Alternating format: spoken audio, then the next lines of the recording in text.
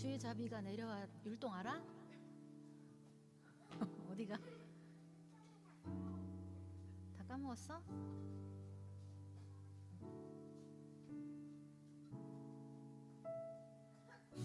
예?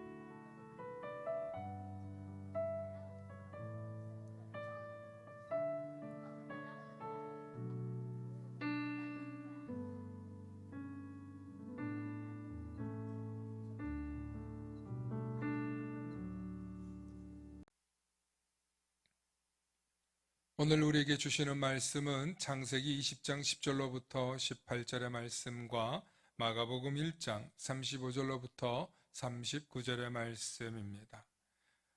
우리 한 절씩 교독하십니다. 제가 먼저 선포합니다.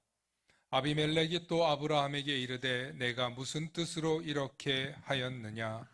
아브라함이 이르되 이곳에서는 하나님을 두려워함이 없으니 내 아내로 말미암아 사람들이 나를 죽일까 생각하였으며 또 그는 정말로 나의 이복 누이로서 내 아내가 되었음이니라.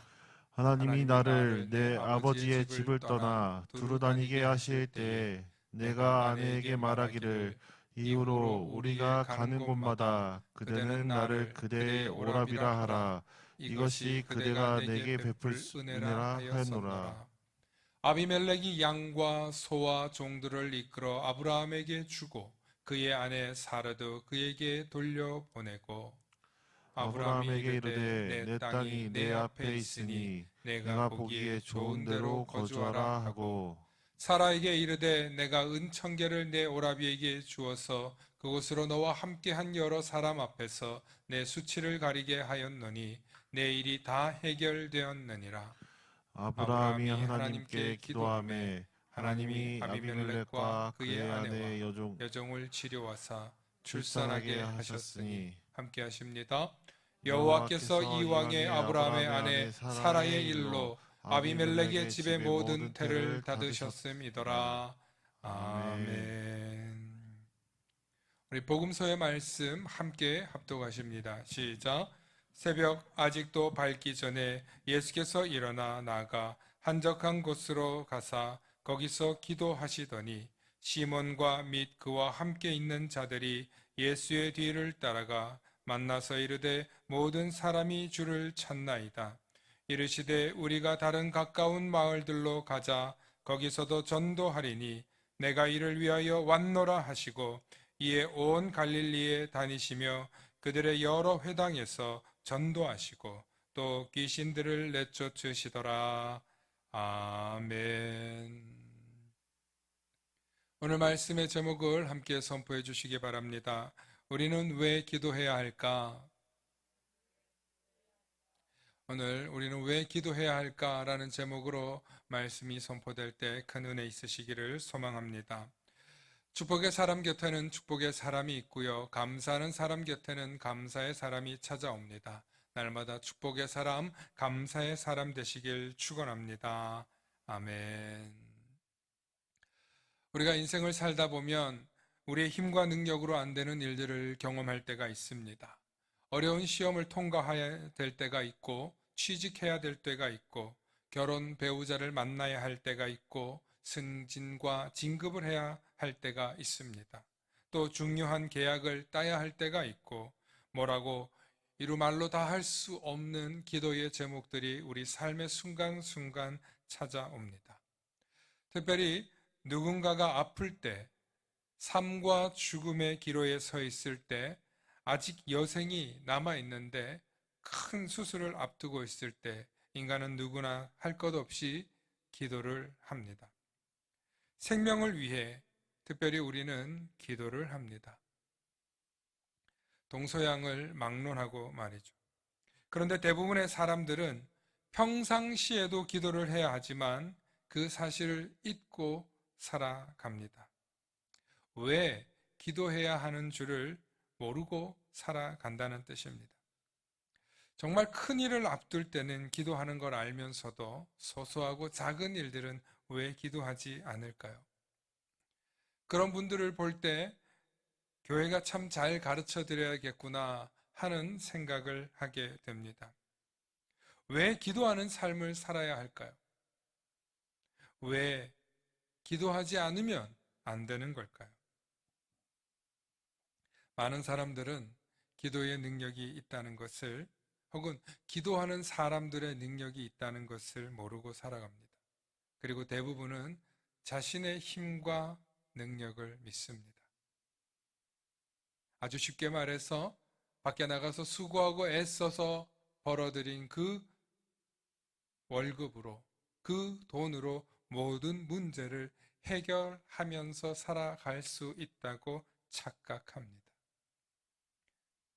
잘 생각해 보면 우리의 생명을 돈으로 살 수 없고, 잘 생각해 보면 한 생명이 태어나게 하는 것도 돈으로 해결할 수 없는 일이라는 것을 자명하게 알고 있으면서도 우리는 이 세상에서 돈을 쫓아가며 살아갑니다.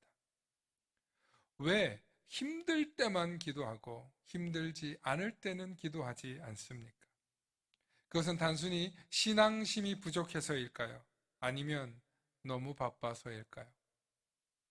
어쩌면 기도의 능력을 정확히 이해하지 못했기 때문은 아닐까요? 오늘은 정말 기도의 능력을 이해하시고 기도의 능력을 제대로 알아서 기도의 능력을 사모하고 소망하시는 모든 성도님들이 되시길 바랍니다. 오늘 구약 성경을 보면 아브라함이 자신의 아내 사라를 데리고 네게부 땅 술과 그라리거라고 하는 그런 지역으로 옮겨갑니다. 그런데 아브라함이 그의 아내를 데리고 가면서 당신이 내게 베풀 은혜는 이것이다 하면서 당신과 내가 이방 땅 어디에 가든지 당신은 나의 누이가 되어 달라라는 부탁을 합니다. 실제로는 같이 사는 부부이지만 새로운 지역에 갈 때마다 당신은 내게 은혜를 베풀어 달라. 당신은 나의 누이다. 이런 이야기를 하는 것입니다. 그래서 그랄과 술이라는 그 지역 사이에 아비멜렉이라고 하는 사람을 만나게 됩니다. 그리고 아비멜렉에게 찾아가서 그의 아내가 아니라 내 누이를 주게 됩니다.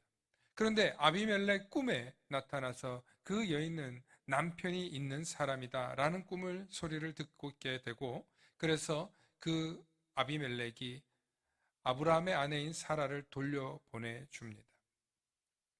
그리고 너는 왜 내게 이런 일을 했느냐 하면서 아브라함에게 따져 물으니까 오늘 본문에 나오는 내용이 바로 그런 내용입니다.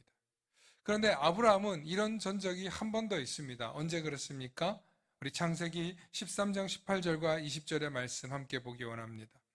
18절과 20절의 말씀 화면으로도 띄워주시기 바랍니다. 함께 보십니다. 시작. 바로가 아브라함을 불러 이르되 네가 어찌하여 나에게 이렇게 행하였느냐? 네가 어찌하여 그를 네 아내라고 내게 말하지 아니하였느냐? 네가 어찌 그를 누이라고 하여 내가 그를 데려다가 아내를 삼게 하였느냐? 내 아내가 여기 있으니 이제 데리고 가라 하고 바로가 사람들에게 그의 일을 명하매 그들이 그와 함께 그의 아내와 그의 모든 소유를 보내었더라. 아멘. 아브라함은 이미 앞서서 이집트의 왕인 파라오 앞에 가서 이미 이런 일을 겪었습니다. 그리고 하나님께서 바로의 꿈에 또 현몽하셔서 그에게는 남편이 있다. 그는 이미 누군가의 아내다라는 것을 알게 해줍니다. 오늘날로 보면 아브라함의 이 판단, 여러분들이라면 받아들이시겠습니까? 여보, 우리 어느 지역에 가게 되면 내가 당신 때문에 죽을 수도 있어. 그러니까 당신이 내 아내가 아니고 내 누이라고 해주시오. 당신이 내게 베풀 은혜는 그것뿐이요. 여러분, 이게 말입니까? 똥입니까? 오늘날 입장에서 보면 이 말이 참 이해가 안 될 것입니다. 그런데 아브라함과 사라 사이에는 아직 자녀가 없었고, 그리고 그 시대의 여자의 위치를 말해주고 있습니다.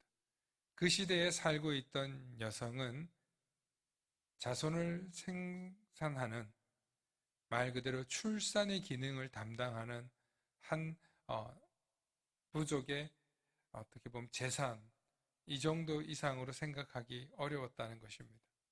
그런데도 이 내용이 기록에 남아있는 것은 나중에 사라의 역할이 크기 때문입니다.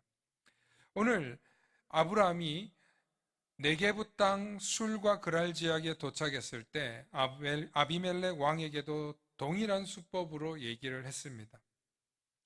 그런데 아비멜렉 왕의 집안에도 사정이 있었습니다. 어떤 사정이 있었냐면 그 집안에 자손이 없는 사정이 있었습니다. 그래서 타 지역에서 온 여인을 보면 그 여인들을 일체 자기 아내로 삼으려는 그런 생각을 가지고 있었나 봅니다. 고대 사회의 왕에게는 자손이 필수적이었습니다. 그리고 내 자손과 후계자가 없으면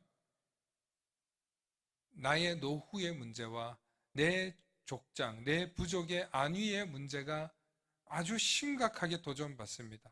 혹은 2인자나 3인자의 자손이 있는 사람들에게 공격을 당해서 내 왕의 지위가 빼앗길 수 있는 그런 입장이었습니다. 그래서 아비멜렉에게는 지금 후사가 없는 게 아주 심각한 문제였는데 하나님께서 이 아비멜렉의 태의 문을 닫아 놓으셨다는 거예요. 우리 창세기 20장 18절 말씀 함께 보실까요? 우리 함께 읽습니다. 시작. 여호와께서 이왕에 아브라함의 아내 사라의 일로 아비멜렉의 집의 모든 태를 닫으셨음이더라. 아멘. 여러분, 하나님께서 이 사라를 데리고 갔기 때문에 태의 문을 닫았다 이렇게 볼 게 아니라 좀 더 정확하게 이해하면 이 일을 겪게 하도록 그 집안의 태를 이미 오랫동안 닫아 두셨더라는 것으로 여러분들 이해하시면 좋습니다. 그래서 17절과 18절의 말씀 우리 한번 다시 봅니다. 아브라함이 하나님께 뭐하매? 기도하매.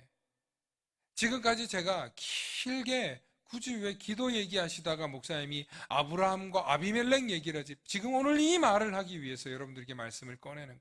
우리 다시 한번 17절 읽습니다. 시작.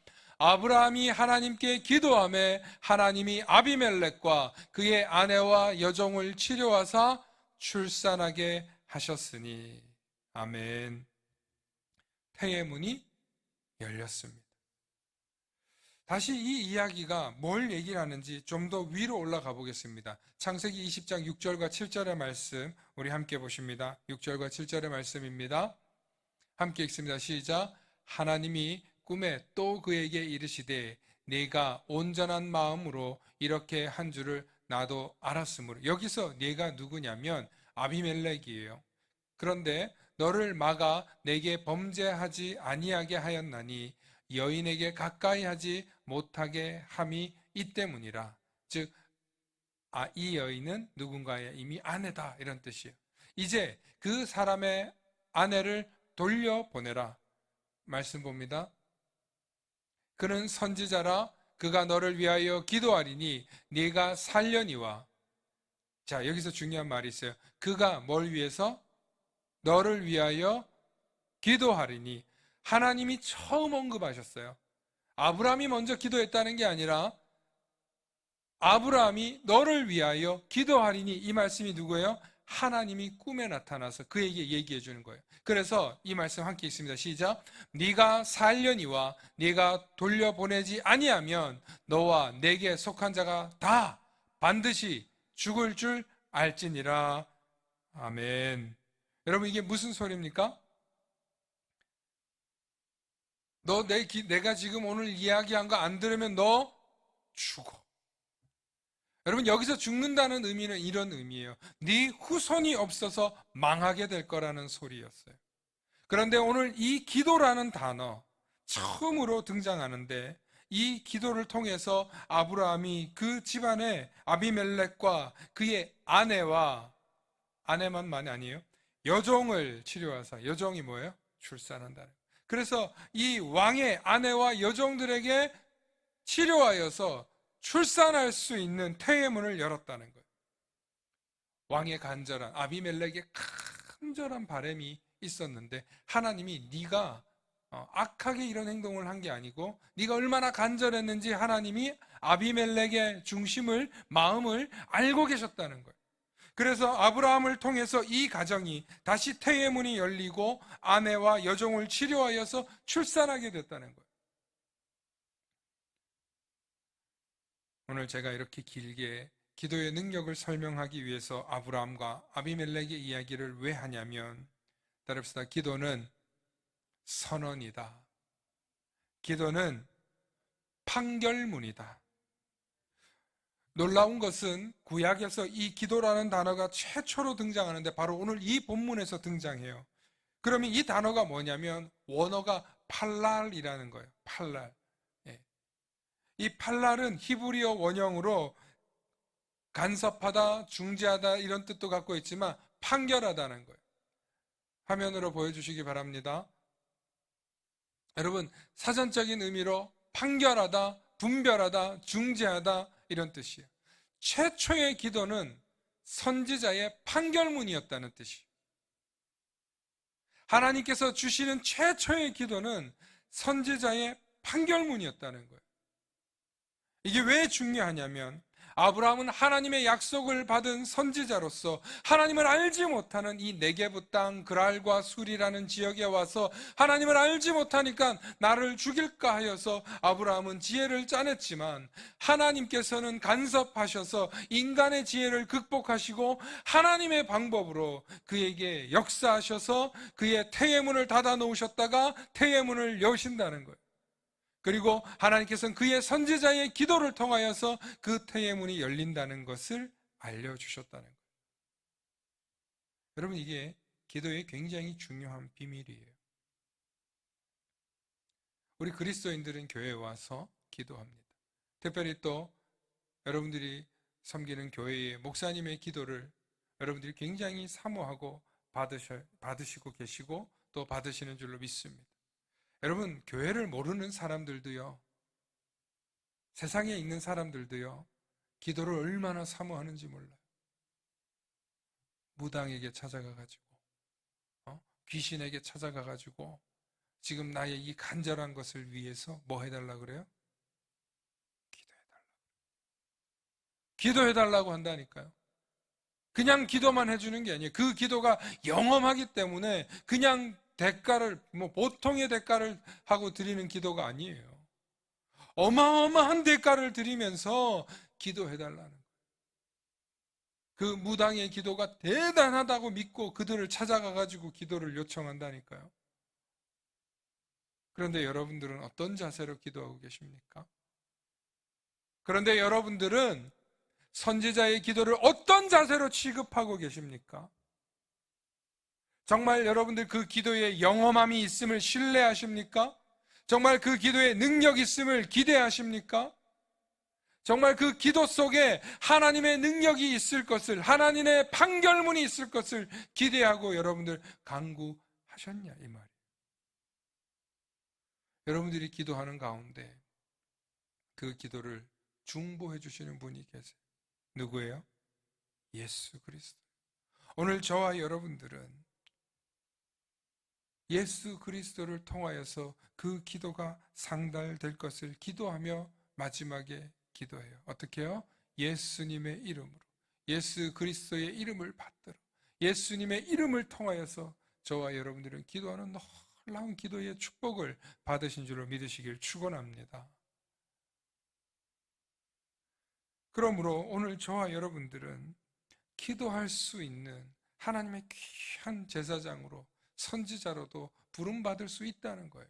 그런데 어떻게 부름을 받냐? 아무나 부름 받는 것은 결코 아니에요. 정결하고 의로운 사람이 되어야 돼요.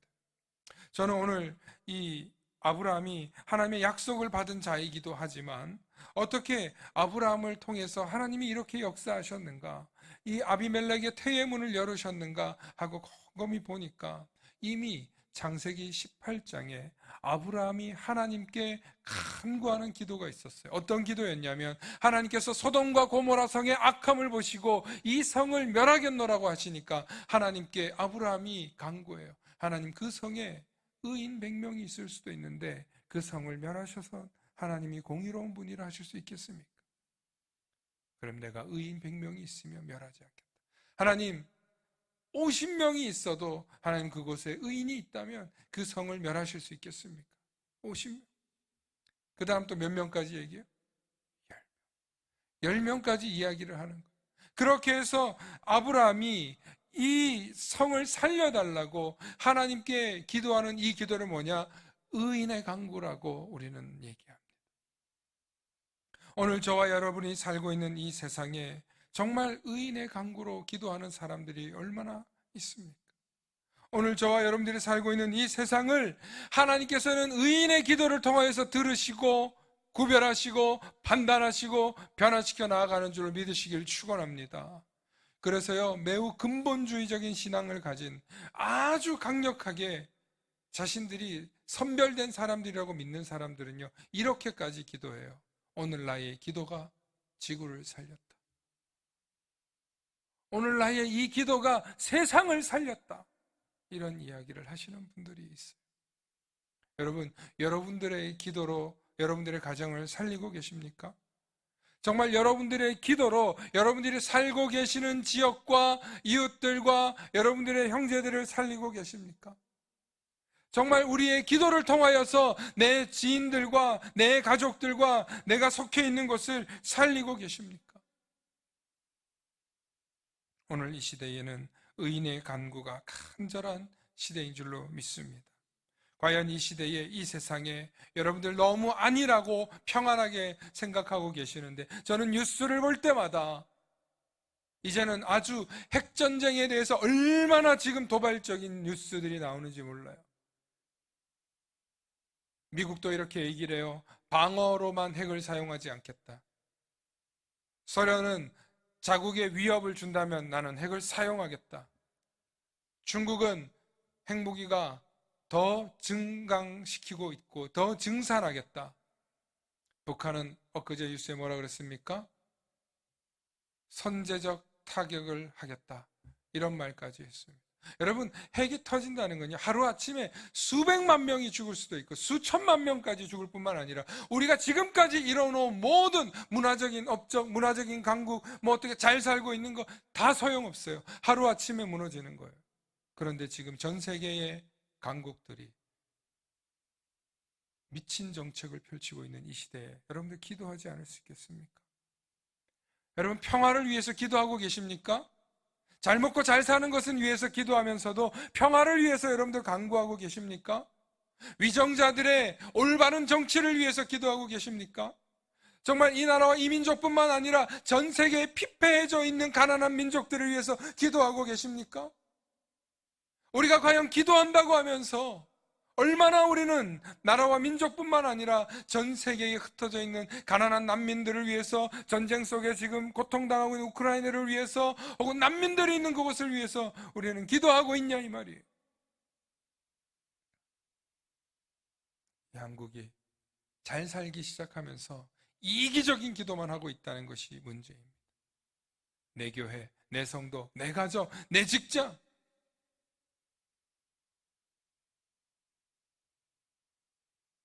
하나님께서는 의인의 기도를 통하여서 판결문이 되게 하신다는 사실을 기억하시기 바랍니다.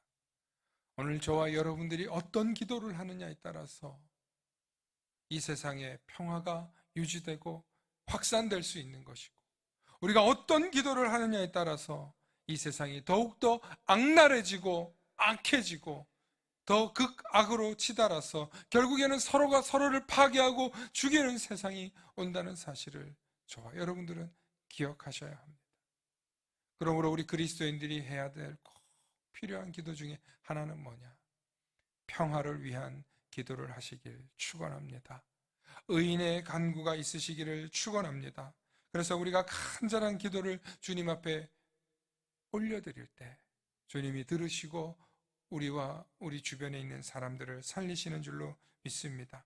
특별히 간절히 기도해야 하는 것은 예수님께서 지난주에 말씀 가운데 귀신 들린 이 아들을 데리고 왔지만 제자들이 고치지 못했어요. 그러자 예수님께서 이렇게 얘기하셔요. 그 아버지에게 이렇게 얘기합니다. 할 수 있거든이 무슨 말이냐? 믿는 자에게는 능히 행치 못할 일이 없느니라, 능치 못할 일이 없느니라 하고 예수님 꾸짖으셨어요. 오늘 저와 여러분들에게는 기도할 때 어떤 자세로 나와야 되냐면 믿음으로 기도하시길 바랍니다. 평화가 이루어지게 해주소서 하고 소망과 바람으로만 하는 게 아니라 이루어질 줄 믿습니다 하고 믿음으로 기도하고 그 믿음을 행함으로 이루실 수 있기를 축원합니다. 놀라운 것은 예수님께서도 기도하셨다는 거예요. 오늘 우리가 읽은 마가복음 1장에 보면 예수님께서 새벽 아직 날이 밝기도 전에 예수님께서 일어나 한적한 곳으로 가사 거기서 기도하셨다는 거예요. 여러분, 예수님은 왜 기도하셨어야 할까요? 삼위일체시고 하나님이시고 이 땅에 오신 하나님의 아들이신데 왜 예수님은 기도하셨을까요? 제가 기도를 공부해 보니까 기도는 하나님과 나와의 소통이더라. 기도는 하나님과 우리 사이를 이어주는 대화더라고. 그러므로 예수님이 그 한적한 곳에, 그 많은 사역 속에서 한적한 곳에 가서 하나님하고 대화하는 거예요. 하나님하고 소통하는 거예요. 하나님과의 소통을 통해서 하나님의 뜻을 끊임없이 확인하고 이루어 가시는 거예요. 심지어는 하나님의 뜻이 내가 받기에는 너무나 고통스러운 육신의 몸을 입고 왔기 때문에 이 잔이 내게는 너무 무겁나이다. 그렇게 고백할 때도 내 뜻대로 마옵시고 아버지의 뜻대로 되기를 바란다는 너무나도 인간적인 인자의 기도를 하시더라는 거예요. 그런데 그 기도가 뭐였어요? 하나님과 대화하는 기도였다. 하나님과 소통하는 기도였다. 두 번째로 예수님께서 기도하신 이유는 뭐냐면 인간의 연약한 몸을 입고 오셨기 때문에.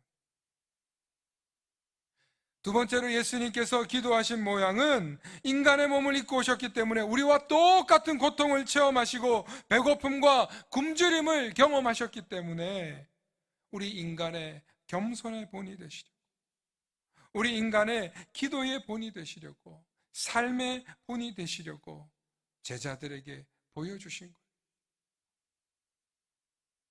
예수님도 이렇게 기도하셨는데 우리가 기도 안 할 수 있을까요? 예수님이 이렇게 기도하셨는데 저와 여러분들은 기도 안 해서야 되겠습니까? 예수님도 이렇게 기도의 본을 보이셨고 보이지 않는 영적 싸움 때문에 기도하셨는데 연약한 인간의 몸을 입고 있는 우리가 어떻게 기도하지 않고 하나님과 대화하지 않고 하나님과 소통하지 않고 하나님의 뜻을 알 수 있겠냐 이 말이에요. 오늘 저와 여러분들이 기도할 수 있기를 축원합니다. 여러분 삶의 모든 자리자리에서 특별히 시간을 내어서 하나님과 소통하는 기도의 자리에 여러분들이 머무시기를 축원합니다. 하나님과 소통이 없는 삶은 죽은 삶입니다.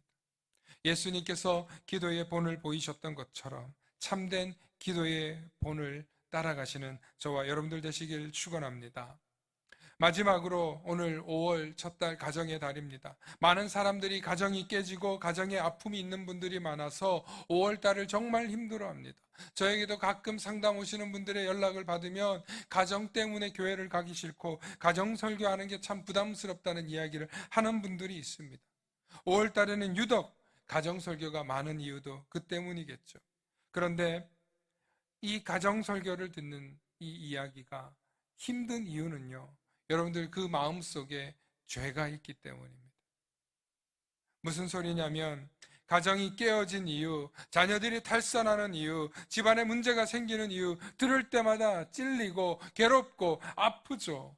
그런데 그 모든 이유가 뭐냐? 하나님 앞에서 제대로 신앙생활 안 하기 때문 아닙니까? 그 모든 어려움을 겪는 이유가 뭐냐? 우리가 기도하지 않기 때문 아닙니까? 아니, 기도를 해도 가정에 고난과 어려움도 있을 수 있죠, 목사님. 어떻게 그렇게 말씀하십니까? 라고 하시는 분들도 있어요. 예, 인정합니다. 그럴 것입니다. 그런데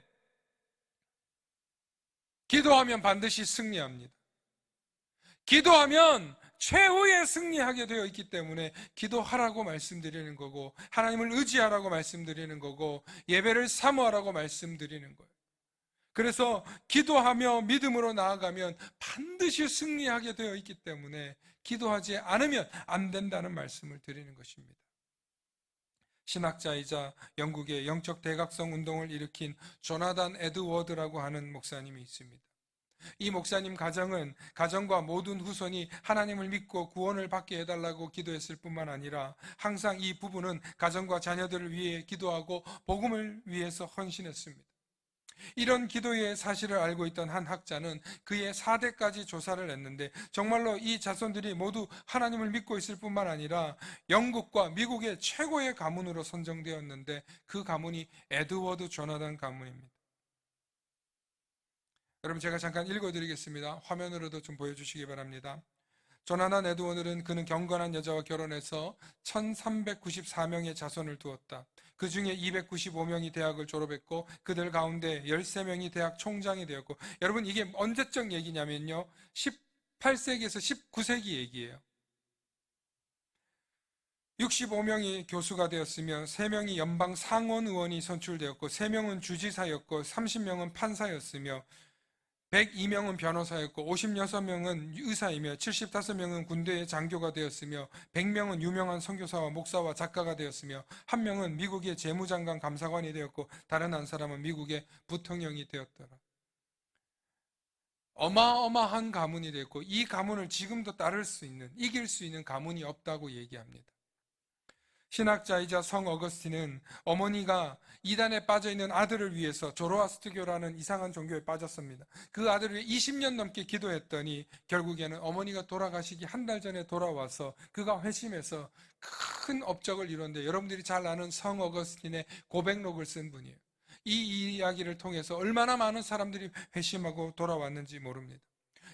영국의 선교사인 토마스 백스터는 아내와 함께 매일같이 자기 가문에 하나님을 섬기는 사역자가 나오게 해달라고 기도했더니 3대에 이르기까지 50여 명의 사역자들이, 목사와 선교사들이 나왔다는 것입니다.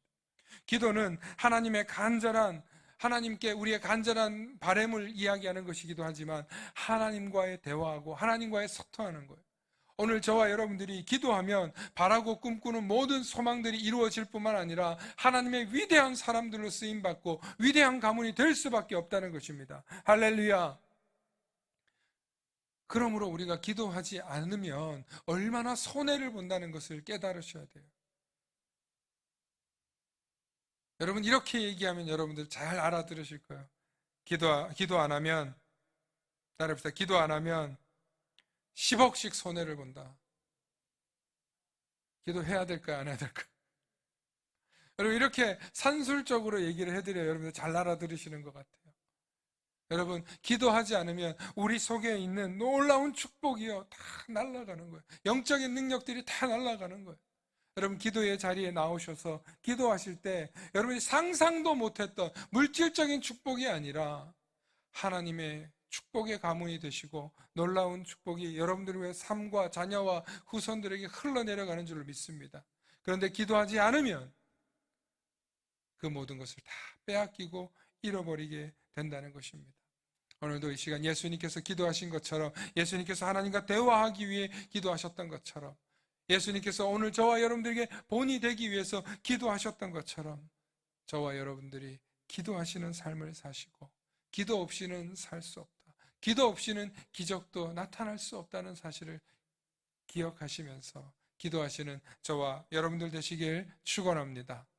축원합니다.